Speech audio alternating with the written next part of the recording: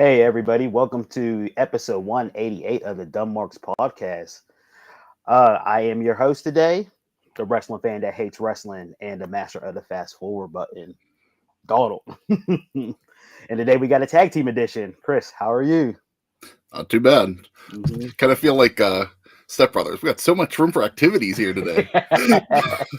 Yeah, Jason and Steve are off this week, so it will just be us two bringing you the weekend review of wrestling. Thanks, Taekwon. Wolfpack. We'll go with Wolfpack. Wow. Who's Black Widow? Miles The TM to the Archer. Gosh, he's just giving us the bottom barrel people of every team, huh? Oh boy. So Chris, how was your week? It wasn't too bad this week.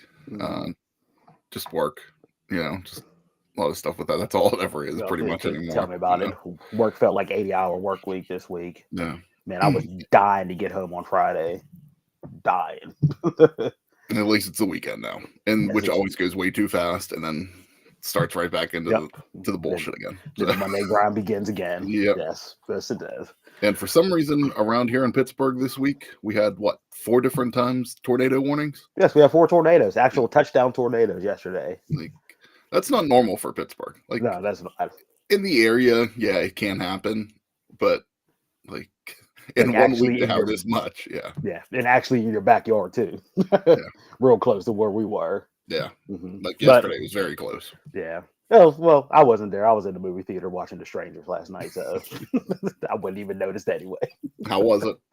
It was good. It was good. It was basically retelling of the first movie, so remake of the first movie, and it's chapter 1 of 3 chapters that they're doing for it. So interested to see where these next 2 are happening. Sounds like the story Taekwon just put up there. So Scooby and Shaggy, that'd be okay. Yeah. Maybe we will. Yeah, so we will bring to you our Mount Rushmores and our mushes. We have a game today. The game is Book It, so something new for us to try out. So, so have intro topics for today. The intro topics will be what happened this week in wrestling history. So let's get started with it.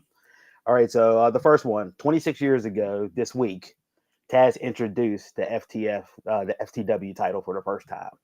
For the world. But especially since that title is in the picture.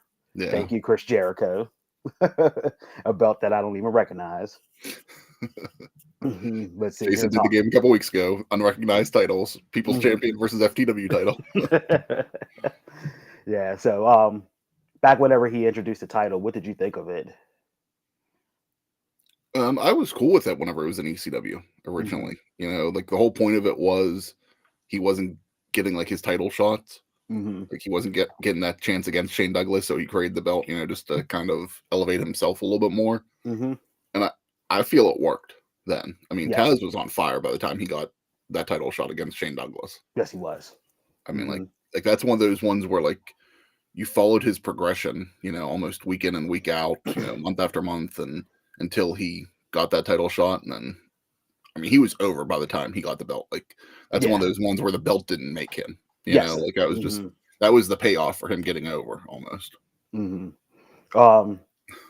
At the time, it was something different, even though we had the $1 Million Championship, back when we were younger, as a title just made for a specific wrestler. That was different at the time of the FTW because, like you said, he was going after the main title.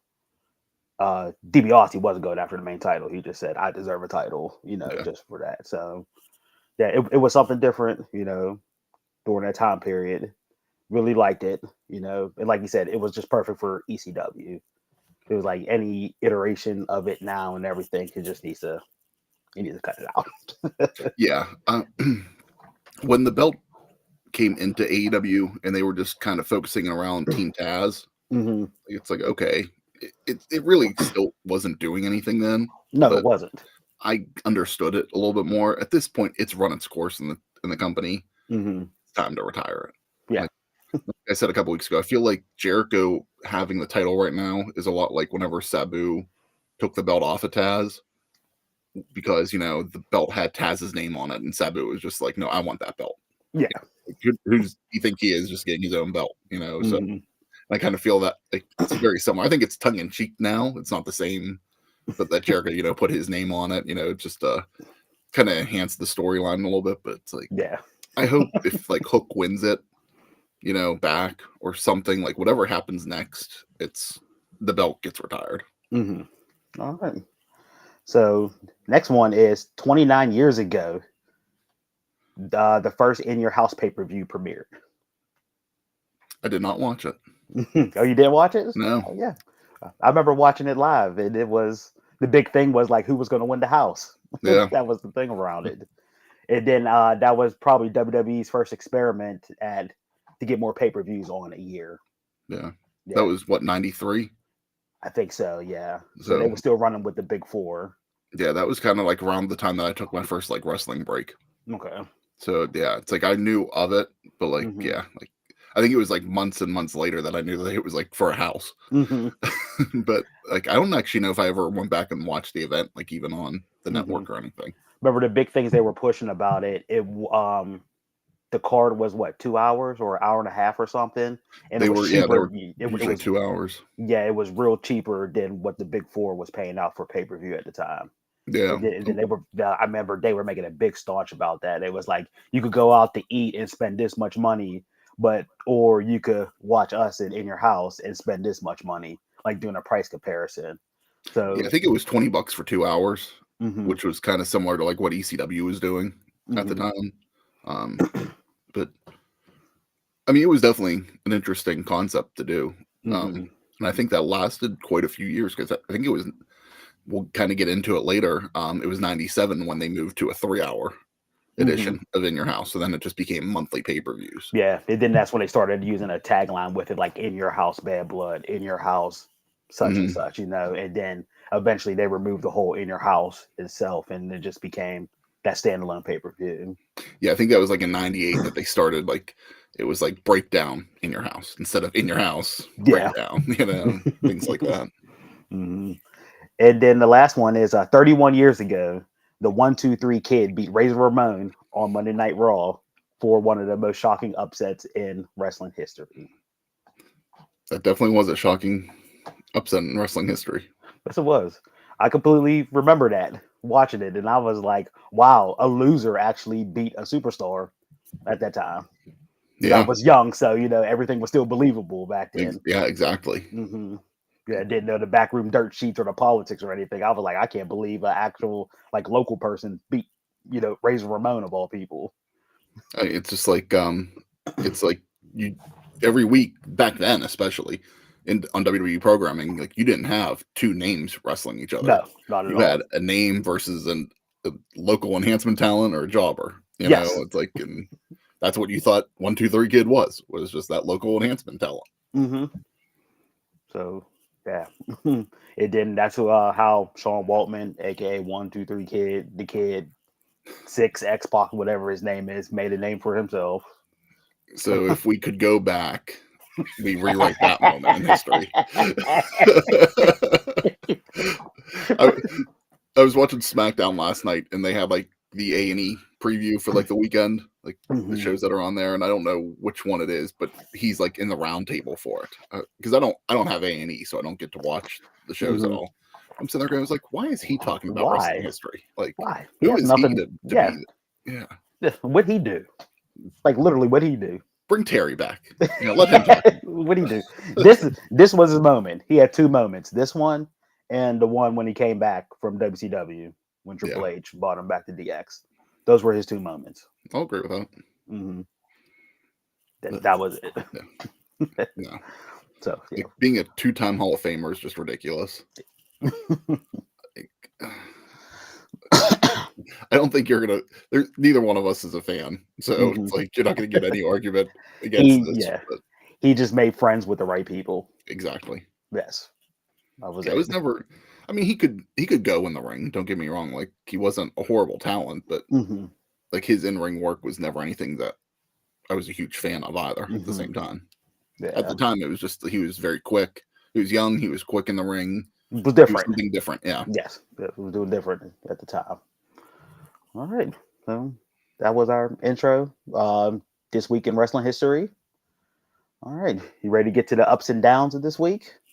Let's do it. All right, so we go ahead into our Mount Rushmore. I do have Jason's Mount Rushmore also, and we do have Steve's too. Yeah, we got Steve's also. All right, so Chris, you want to start it off? Yeah, I'll kick things off. So for Mount Rushmore this week, I got a 1A and a 1B. My 1B will be just a quick shout out. Actually, both things happened from Raw this week. But the 1B will be, it was pretty cool to see Lillian Garcia make an appearance on Raw this week. Yes, it was. She had a nice little moment there with Samantha. Rumor is Lillian said like the next day she just went to visit. And I guess like as the show was going, Triple H said something to her like, hey, let's get you out there. And did introduce Kofi, had just a little quick moment. Thought it was pretty cool. So it was cool to see her back. But the Mount Rushmore for the week for me is from Raw, the number one contender match for the World Tag Team titles. It was a four-way match. Thought it was a good match. It was, pretty quick. Nothing too crazy, but like there were some good spots in there. The match flowed very well. So, yeah, no issue with that. Yeah, it was a good match. Not necessarily a huge fan of Judgment Day winning, to keep them in the tag title picture. Exactly. But we'll see where this goes. I don't think it's going to be a match that happens next week on the pay-per-view, at King and Queen in the ring. But if it happens on Raw, it's just going to be just I don't want to say a throwaway match because I don't think it's just a throwaway match, but like we'll see where what story it keeps evolving for them. I guess. Keep the tag titles on Miz and Truth for now. Yeah, yes, let them have their entertaining run with it. Yeah, they don't have to be spectacular in-ring matches, but just keep the entertainment going with the belt. Yeah, especially on Truth's side. Yeah, that's what Truth does best. Yes, it is. That's what he does. So my Mount Rushmore is shocking because it's Jason's and Steve's also. So this might be a first. Yes, it might be a first that all three of us has the same Mount Rushmore, but it was the Willow Nightingale and Mercedes Moné segment during a contract. Jason's is really Willow Nightingale's, and he said from the story this far, looking strong in our contract signing, her outfit last week was eye-opening, and her surprising the wrestling club. It's like a solid week for Willow. Yeah. Yeah, I didn't see that. Yeah, and mine was just the contract signing itself. It probably, to me, was the most interesting thing that was on Dynamite this week. I'll agree with that. For me, just her saying to Mercedes, "Hey, this is the face. I'm the face of this championship, and that stuff. Or are you going to be the face of this championship?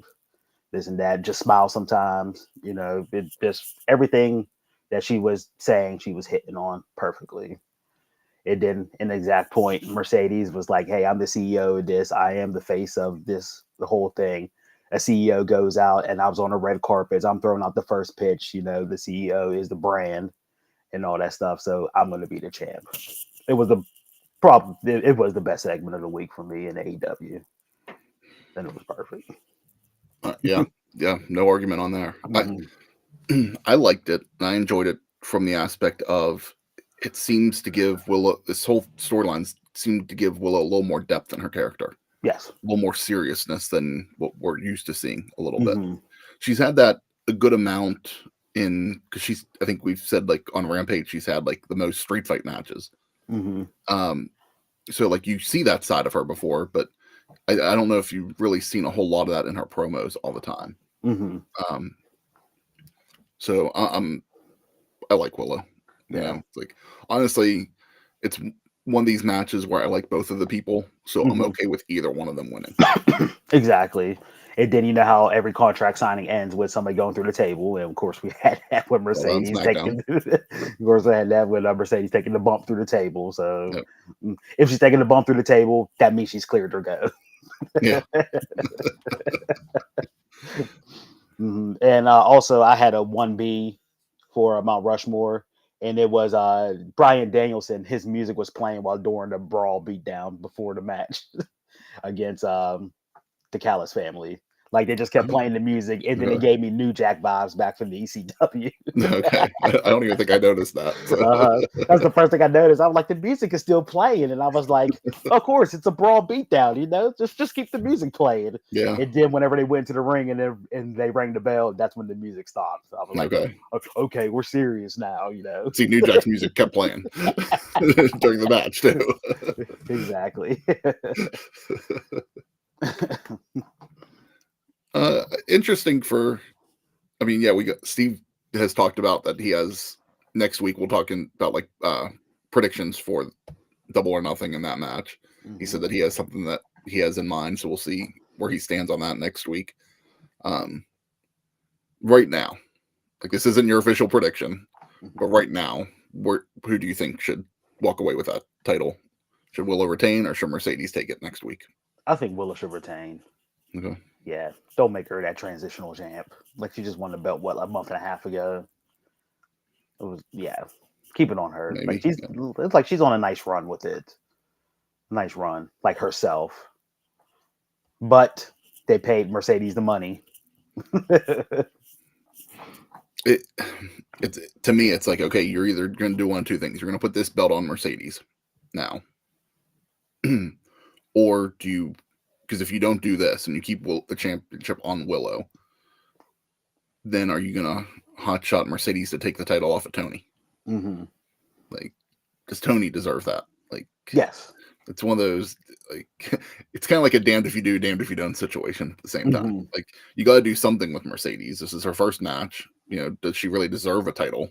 Even though they did, like you said, they paid her all this money, but. I don't necessarily believe in just giving people titles on their first match in. So exactly. That was the TNA formula for a long time. Yeah, very, very long time. Yeah. So I'm not sure where I completely stand yet on where this goes. I don't.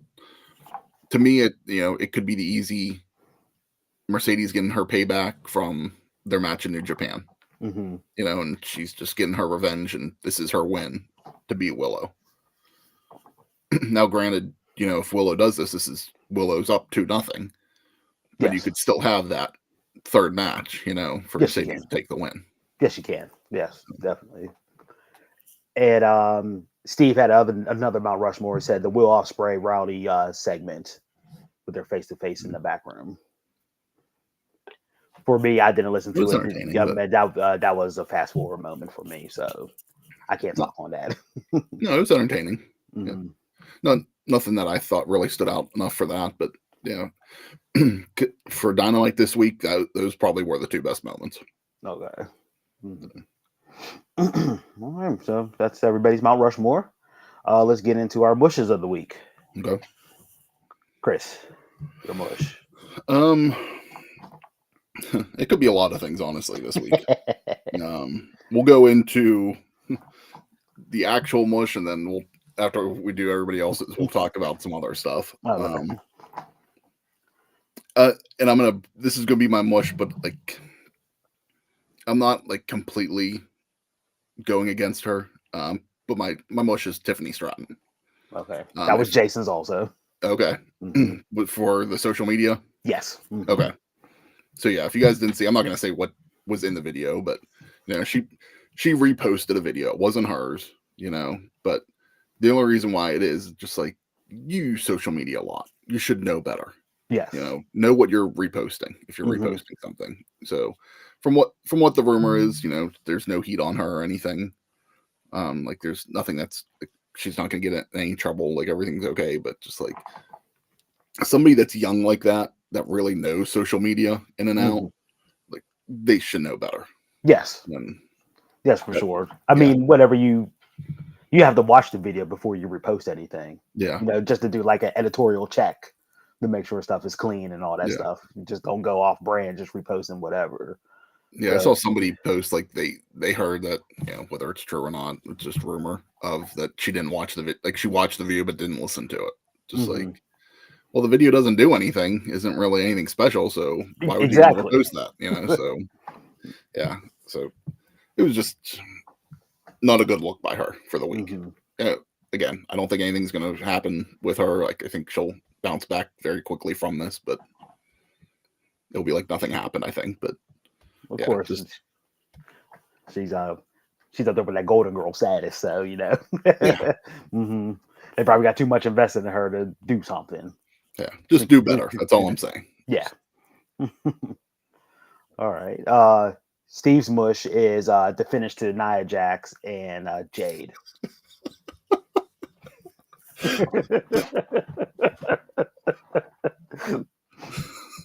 That's a good one, Ty. Yeah, Steve's mush was the ending to the finish to Nia Jax and Jade from last night. Okay. When the two were coming out, I was like, this is going to be interesting to see who goes over in this match. Yeah. Like I said, a hoss-on-hoss match. Yeah. They're both in a position where they're trying to push both of them right now. It's like Nia, she's not new, but, they're still trying to push her as like a dominant force. Yes.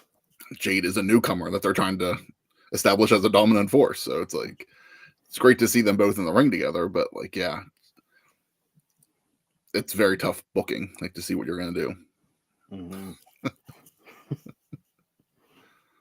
I mean, there was, even in that match, Ty, like there was a clear winner, even then. My mush of the week is AEW's men's division in general. Okay. It is not clicking with me anymore. It really isn't. It's starting to become how NXT is becoming with me. Like, I'm just watching it for the women now. The women wrestling the stories. It was like the women on AEW stories are more interesting than what the men's are. There's just nothing that is like grasping me on the men's side at all. So, I mean, today's title is EVP TV. Yes, it is. The EVPs aren't grabbing you? No, they're not grabbing me at all. Okay. Yeah, there's the they're starting to. Yeah, I know in quote unquote in the story that they're running the company, but they're starting to be like Triple H in 2000 and stuff. Like I'm seeing them in like 4 or more segments. Like I'm tired of seeing their faces. It's like the McMahon Helmsley era. Yeah, it's like they open the show, then they do another segment, then they have their match, then they do the stuff after the match with Christopher Daniels, then they come back out later that night. It's like enough is enough. Here's the part that I don't like about it, and it's not even them. Like I'm fine. Like, yeah, it's a little overkill. I agree, but I'm cool with them. Like if they're supposed to be the ones running programming, that's cool. Like do it. Like you're running things. But like we're doing this thing still that Tony's still in charge at the same time. And this throws me off. Like you have the end of Dynamite, you have Darby Allin come out, and we'll get into that a little bit later, I think. And then they go, it's official. Then they put the graphic up with Darby Allin. Yeah, like right away.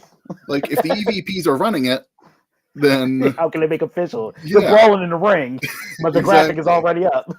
Yeah, it's like, and then there was something with one of the women's matches. I'm drawing a blank on what it was, but it was very similar. Like Renee's talking to them in the background. She goes, "Well, we just got word that this is official." And it's just like, wait, like it doesn't make sense. Like if Tony's out, like, and I get like people are talking about like, oh, I was talking to Tony about this, but it's like the EVPs, like it should be their thing, and Tony shouldn't be focused right now. Yes. Like, and that would make things more interesting. That Tony's taken aside, like a step back right now, and then for him to come back, and then have that, like, I'm back in charge now. Yeah.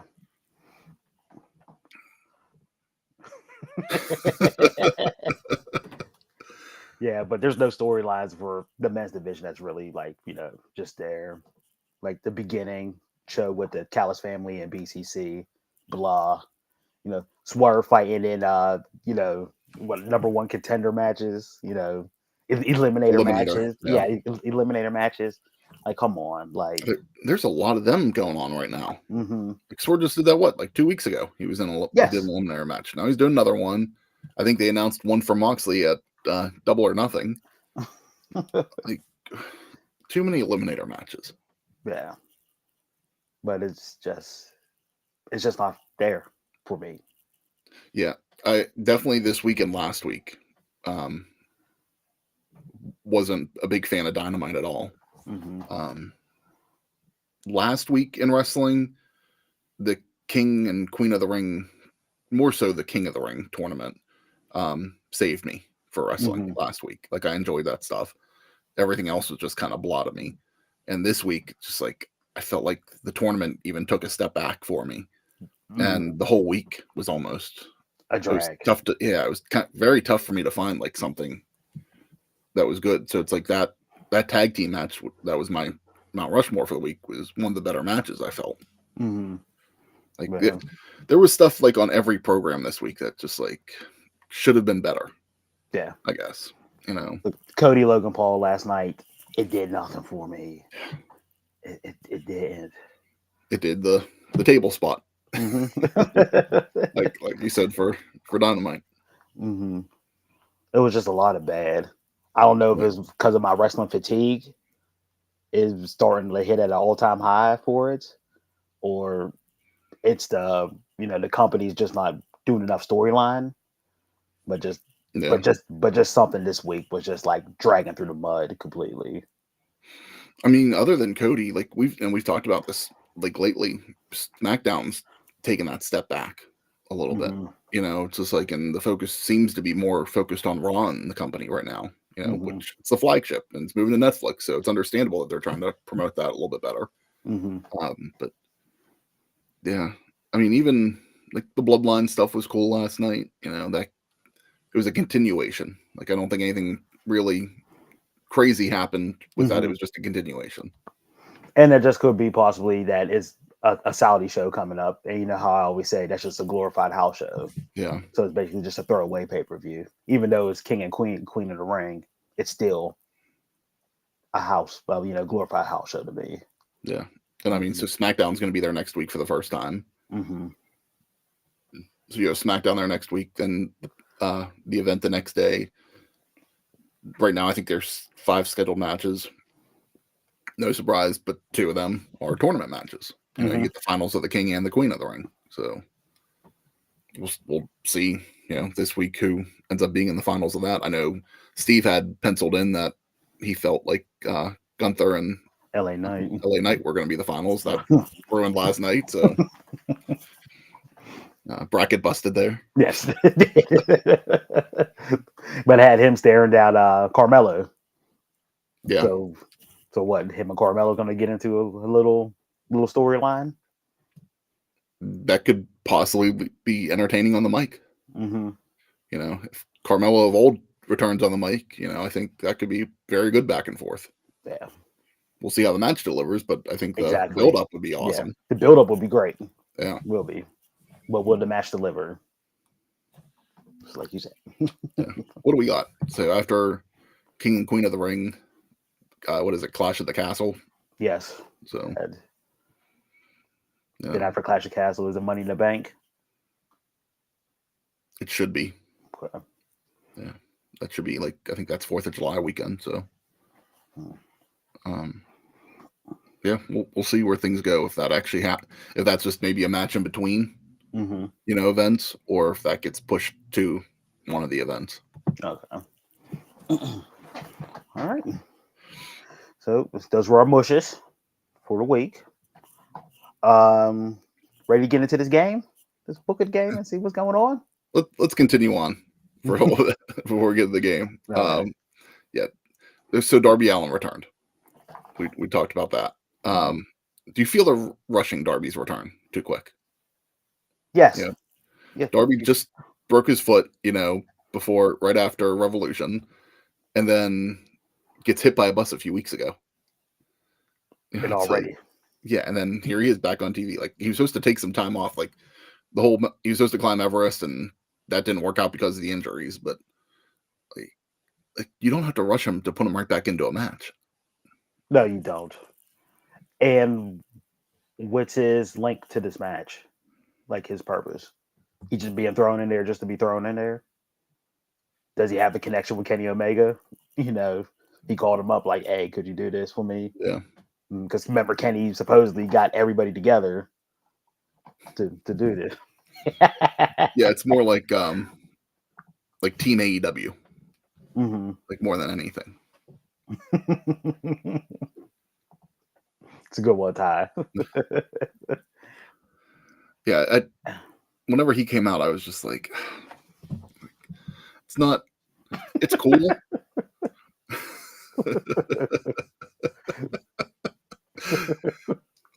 Like is it a perfect fit? No, but it's not. It's a fit. This is a match that he's been involved in, so I think that might be the X factor here. That this is a match that he's been in many times. So who should be in this match? Better than someone that's done it a bunch of times and bring him in. I think that's the ultimate factor for him to be in the match. Did you Other see than Ty's point? Yeah. Did you see who he first went after? Jack Perry. Okay. No, I didn't notice that. Yeah, he was fighting him the whole time. Okay. In there. I mean, we talked about it. Like, there's no real payoff for this storyline. No, there's nothing. It's like it can be interesting to a point, but when you don't have that payoff, like, yeah, until CM Punk come back to AEW, he's not going to have a payoff. Yeah. And that's what his whole gimmick is based about. Exactly. Like, I mean, yeah, it sucks. Like, the storyline doesn't suck. It's just like the situation sucks. That you're in. Oh yeah, I wasn't real crazy about that. Another AEW news this week that I was kind of surprised about to see. They're going to do a residency in Arlington in July and August. So there's going to be 1, 2, 3, 4, 5, 6, 7 shows total. Interesting. You'll get 5 collisions. They're going to do 1 Battle of the Belts, and then they're going to do the Ring of Honor Death Before Dishonor event. Okay. So something that they, other than the COVID stuff, something that they haven't really explored, doing like a residency like that anywhere. Now, do you think it's because of attendance wherever they go around for Dynamite? I think it could be. So it's at a place. What was it called? Try to get like that NXT fan following and just in that one spot. Everybody. Yeah, it's at the Esports Stadium, Arlington. So pictures that I saw kind of looked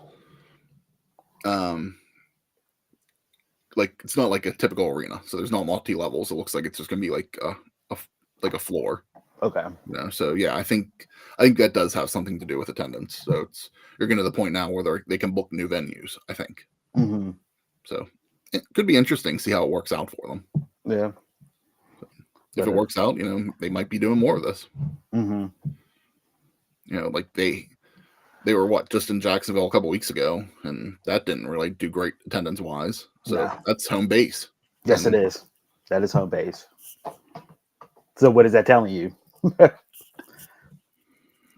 Company's not doing something right. Yeah, they need something to click with fans. Yes.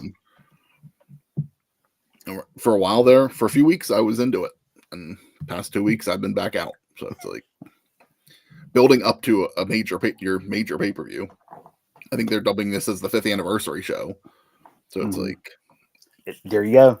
Yeah, it's all telling. It is. Yeah, a week out. Like things need to improve. And then just one other thing that I had. So Paul Walter Hauser from Cobra Kai, the heavy set guy with the beard, Stingray. Yeah. He's in talks to play Mick Foley in either a movie or a TV series. It's just like this. So he's also currently booked to play Chris Farley in a movie. It's just like I don't get the appeal of this guy. Like I've seen him in stuff, and he plays the same character and everything. Is it like you don't have that depth to be playing different characers? Yeah. Like what you see on Cobra Kai is him and other stuff. So it's just like typecasted.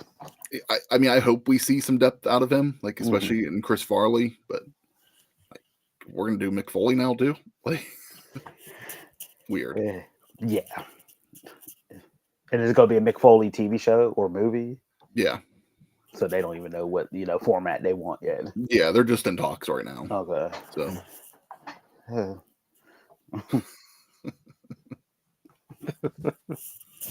Damn.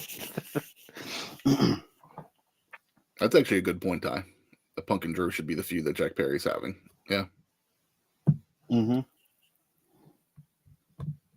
Never gonna get it though. No, not at all. But I think that was everything that I had that was extra. Extra? Okay. Because I have absolutely nothing. Nothing at all. Again, it just wasn't a great week in wrestling. No, it wasn't.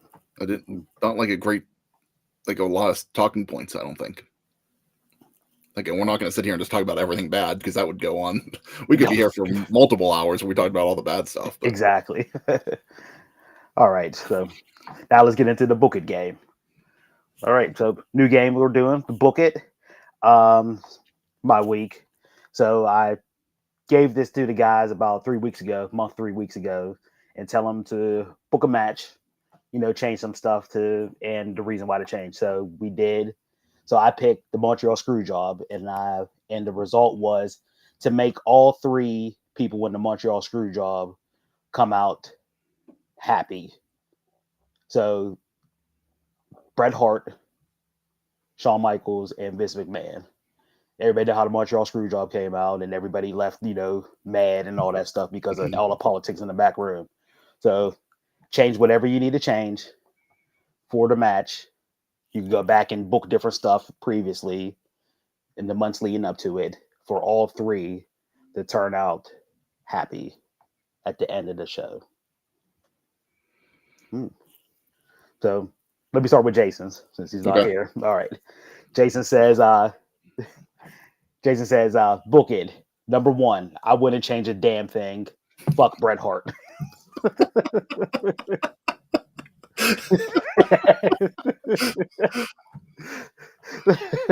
I was like, that sounds just like him. Was there anything else, or was that it? No. He has two other things. He said, number 2, he said, sign Goldberg in 97 before WCW could. It's just everything Bret Hart wise. And then he finally gets to his real one. He said, put Bret back in the feud with Undertaker after SummerSlam. Taker wins the belt back at Survivor Series, and then Shawn can take the belt off of him at the casket match during the Royal Rumble. I like that. Mm-hmm. Yeah, I like that. That's smart thinking.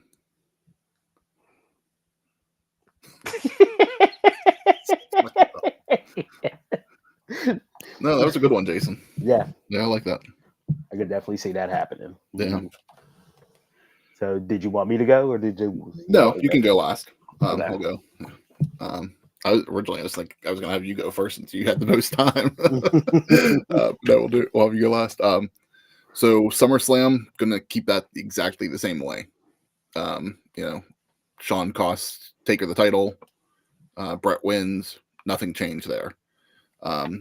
In the history books, it says that in September is when Vince knew, was whenever things started to go south, and that's whenever he knew that he wasn't able to pay Bret his contract out, and that things were going to start changing. So, in my mind, at that point, maybe even before September, Vince knew that Bret was going to be gone. So if you knew he was going to be gone, that's when you take the title off of him. If we'll say that he didn't know before SummerSlam, or maybe he wanted to do SummerSlam to keep Bret happy. But come September, Vince knows in this story, Vince knows that he's got to take the belt off Bret. We're still going to book Hell in a Cell at Bad Blood, but this time it's going to be a triple threat match. Okay. The only difference is it's going to be the same outcome. The only difference in here, it's now for the title. So at some point, the guys take Bret Hart out, or delay him on the outside somehow. Kane comes back, attacks Undertaker. Shawn becomes champion. at Bad Blood. So now Shawn's champion, so we don't have to have that situation at Survivor Series the next month. But November 1st, 1997, Brett signs a deal with WCW. It's now worked out that he's leaving. So Survivor Series is like a little more than a week out. Brett's gone. Now we build a Hart Foundation versus like a Team DX Survivor Series match. Okay. Brett and Shawn have an altercation in the ring. WWF cannot handle both of them anymore. That whatever team wins at Survivor Series, if Hart Foundation wins, Shawn's gone. If Team DX wins, Brett's gone. You have Brett in Canada. He's leaving. He's supposed to do the honors. He loses. He leaves and gets a standing ovation in Canada and heads out to WCW. There you go. It's not bad. I like that. For mine, I would be adding the Undertaker to the match, making it a triple threat at Survivor Series, which would have been WWE's second triple threat match ever, because they did an Intercontinental one before, with like the mid-tier people, but this would be like the first one for the WWF Championship. Undertaker was feuding with Brett and Shawn all summer, and he was champ going into SummerSlam. And when he lost to Brett, thanks to Shawn hitting him with the chair, and in Hell in a Cell, he was cost that match with Kane coming in there. So with Taker being screwed 2 times, I thought it would have been a perfect time to throw Undertaker in a triple threat match between the two of them, since they were feuding with him. Behind the scenes, I think Brett and Shawn would have respect the Undertaker enough that Brett would have took the pin in the match to Taker. So Brett would have been off. And then Shawn would have been okay with it because he would have got the title at Royal Rumble in the casket match. And that would have still stayed the same with Shawn going off to WrestleMania to fight Stone Cold. And Vince would have definitely liked it because Vince knows that Taker is a company man. And that would have made all three people in the Screwjob happy. Yeah. I like that. I think that could do it.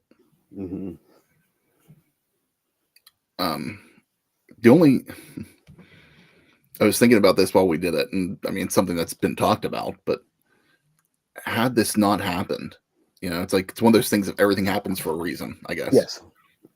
Had this not happened, we don't get the Brett screwed Brett promo.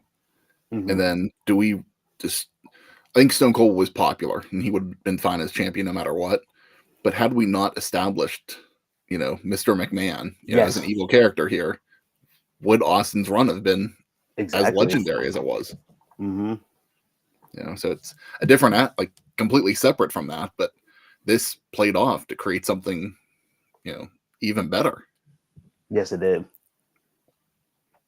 Because who would you throw up against Austin? Because Rock wasn't ready yet. Triple H wasn't ready yet. Yeah. They were getting there. Yeah, they were getting there, but they weren't there yet. At that beginning point. Because he was too busy fighting Kane. Who was it? Kane? I think Mick Foley one time. He did the 3 Faces of Foley, I think. Because that's when Dude Love came in, was like 98. Yeah. So it's like pretty much all people that Vince was bringing in as corporate people. Whenever they were establishing the corporation, he was pretty much being thrown against the gauntlet against the corporation constantly. Jericho, when Jericho came in. Yeah. So there wasn't many people for Stone Cold if Mr. McMahon wasn't there yet. Yeah, because Jericho came in August of '99, so that's still over a year after. Okay. Yeah, I think pretty much 98 it was Foley multiple times, Taker and Kane. Taker and Kane, yes. In there. 98. Trying to think of what Survivor Series 98 was.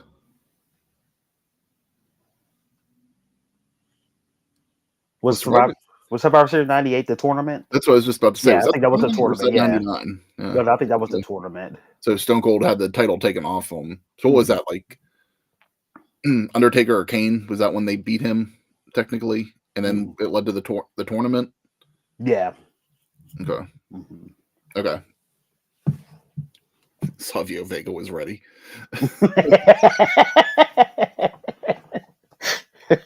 Okay. So yeah, so you got that there, and then I mean that started The Rock. So. That was No, the what was whole that? corporate champion thing. Yeah, the 99 was WrestleMania 15, so that's Stone Cold beat The Rock then for the title. Yeah, it did it on the way. Yeah. So if there was no Mr. McMahon, there wasn't that many people for Stone Cold. If you hadn't had Mr. McMahon, would he have just gotten some of those guys just to wrestle, instead of just being, Austin versus the company? Yeah. All the henchmen and everything. Like, we paid you to do this, we paid you to do that. Yeah. Because, I mean, Austin was over by this point. Austin 316 had already happened 2 years prior to that. He was already on fire. So that transition was already on its way. But it would have been interesting to see what his title run would have been like had he not had that wall to fight against every week. Yeah. Good game, Donald. Yeah. I try to do some new stuff here. Good. All right. Is there anything else? I don't think I got anything else. I don't have anything either. Okay. We'll go into our thing. So short episode, guys. So that's episode of 188 of the Dumb Marks podcast. Please follow us on all socials at dumbmarks.pod. Follow and listen on Spotify. Every Saturday here live, 11 a.m. Give a shout out and all that stuff. Couple things that I have, like gaming issues, gaming wise. A lot of gaming stuff happened this week. They had a lot of rumors going around. Resident Evil 9 is going to be the game for next year. The college football trailer finally was revealed yesterday. A lot of people's excited about that. Not the gameplay one, but just the official one. So, do we have a date yet? Yes, July 19th. Okay. So Friday, July 19th. So Saturday, July 20th, Donald will not be on the show. I will not be on the show because I'll be out in California recruiting my quarterback. So that's where I'll be at. A lot of stuff. Also, Microsoft is trying to put all the Xbox games on PlayStation 5. Also, too. So it's not looking good for Xbox at all. Have they said what the plan is there? Is it going to be kind of like an EA Sport, not EA Sports, an EA, like how they have that little like subscription service on PlayStation? Like, do you think it's going to be like that? And either they're going to put Game Pass on PlayStation, or they're just going to release all the games on like a physical disc or something. So I think they was talking about Halo next year. So I mean, it couldn't be complete Game Pass, just because of licensing. No, of course, yeah. But like, what are some of the big games that Microsoft owns other than Halo that you just brought up? That Gears of War. Okay. Halo, Gears of War, all the Forza sports cars games. Those are like their three biggest ones. Okay. They got Starfield and Call of Duty, from the acquisitions of was it Blizzard, Activision, and Bethesda. So those could possibly Call of Duty just will be here to stay. It just wouldn't be, exclusive anymore. So yeah, a lot of stuff going on. So what do you think? Do you think they should do Game Pass, like charge however much a month just to get your money to play those games, and just maybe release new games on there, to be exclusive for that content? Or do you think they should just release like hard copy of games? I think they should just release hard copies of the games. Okay. Yeah, because I don't think Sony would take Game Pass on there with PSN being there. So yeah, you don't want them dueling, for your services. I mean, it's like EA. Like I said, EA has it as their own extension. Like to play the EA games, like you have to subscribe to that in order to see them. So it could be. Yeah, but EA is not third party. That's not your competition for the past 20 years. So yeah, I mean, I think you're right. I think maybe like you're gonna make more money. You are. So yeah, you'll make more money. Definitely physical copy. Maybe play new games as hard copy, and then maybe figure out something for like older versions. On the Game Pass or something. It'll be interesting, that's for sure. It will be, yeah. So just want to get that quick tidbit in it, real fast. Did you see the trailer for the Undisputed Boxing game? No, I didn't. That looked pretty good.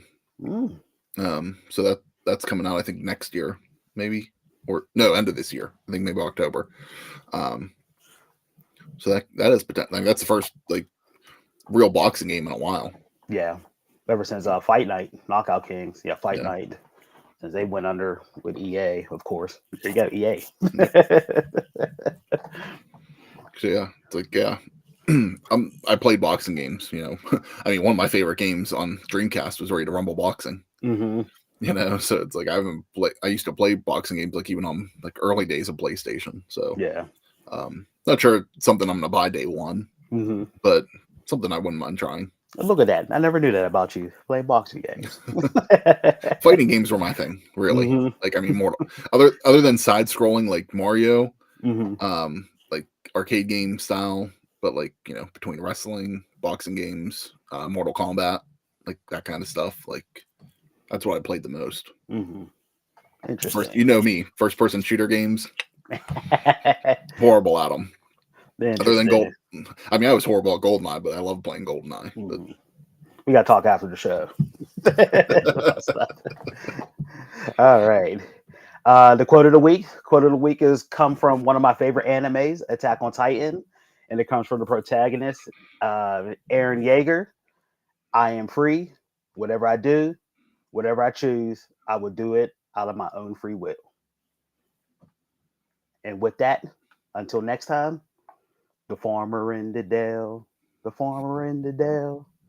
Hi ho the Dario, the farmer in the dell.